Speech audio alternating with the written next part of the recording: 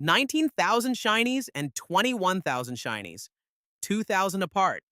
And those two piles turn Og into two completely different cavemen. Because there's a number where money stops hurting and starts helping, and it's nowhere near a million. Below it, your shinies cost you.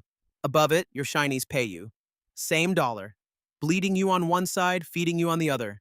And the line sits right around 20 grand. Nobody hands Og a map to it. There's no teller who shakes his hand the day he crosses.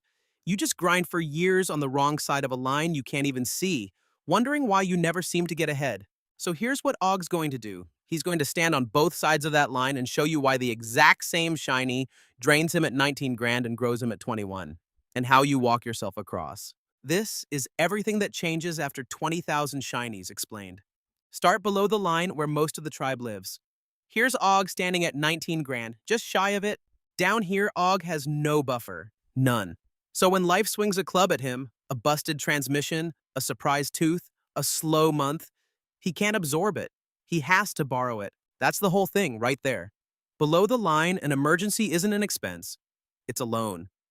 And the shinies you borrow in a pinch are the most expensive shinies in the entire jungle. Watch what borrowing actually costs down here. Say Og reaches for a payday loan, the quick cash hut on the corner that fronts you shinies till Friday. He pays an interest rate of almost 400%. And here's the grim part. Most cavemen who borrow from that hut can't pay it back in time, so they take a second loan to cover the first. 7 in 10 do it inside a month. That's not a loan, that's a leash. If Og's a notch luckier, he runs it through a credit card instead, around 21%. Better than 400, still a fortune. Now here's the part that should make your teeth itch. While Og's borrowing at 21 to 400% just to survive a Tuesday, the bank holding his little bit of savings is paying him about a third of 1% to keep it there.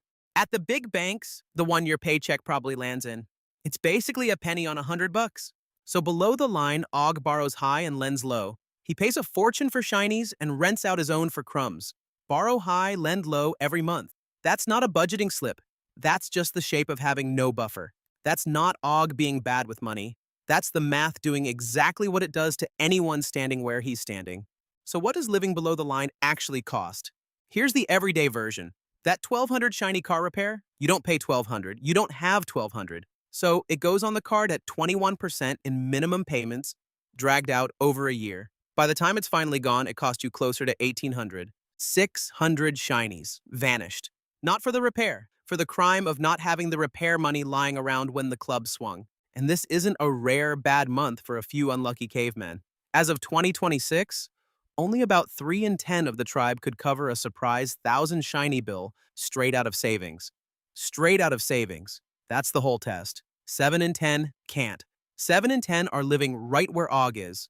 One busted appliance away from a card, a loan, or that 400% leash. That's the tax for being below the line. It doesn't show up with a name on it. It's just the quiet difference between paying for your life once and paying for it with interest over and over, forever. And the thing that flips Og out of that second column, it isn't the magic number you're picturing. Hold that thought.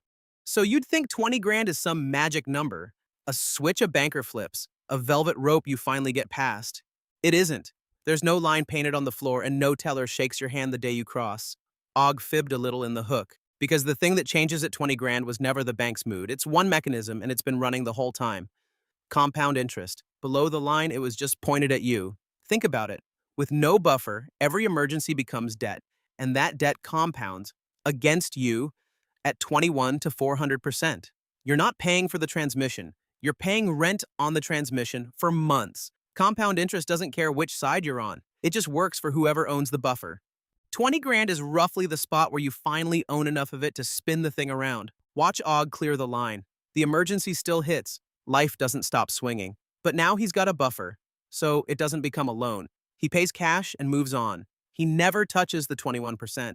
And that same 20,000, instead of sitting as card debt costing him a fortune, sits in a high-yield savings account, a plain online savings account paying a real rate, earning around 4%, landing shinies while he sleeps. Same Og, same haircut, the exact same dollar. On one side of 20 grand, it costs him up to 400%. On the other, it pays him 4. That's the entire game. And it pivots on one number almost nobody sees coming.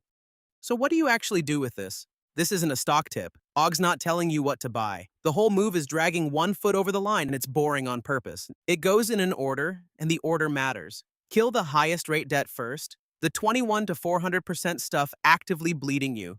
Because there's no investment anywhere on earth that beats simply not paying that. Only once the bleeding stops does a buffer even make sense. A cushion, however small, so the next time life swings a club, it bounces off you instead of turning into a loan. And that cushion doesn't go in the penny account. It goes where it earns 4%, because parking it anywhere else is just paying the bank to hold your own shinies. Remember the two OGs from the start? 19 grand and 21, same caveman. One's getting quietly eaten by compound interest. The other put it to work. 20 grand won't make you rich. Let's be honest about that. It just moves you to the side of the line where the math finally stops costing you and starts paying you. That's the whole milestone. It's not glamorous. It's just the difference between the two OGs. There are more lines like this one all over the jungle. Moments where the rules quietly flip and nobody tells you. OG maps a new one every time. Join the tribe and you'll spot the next one coming instead of finding it the hard way. We'll see you in the next one.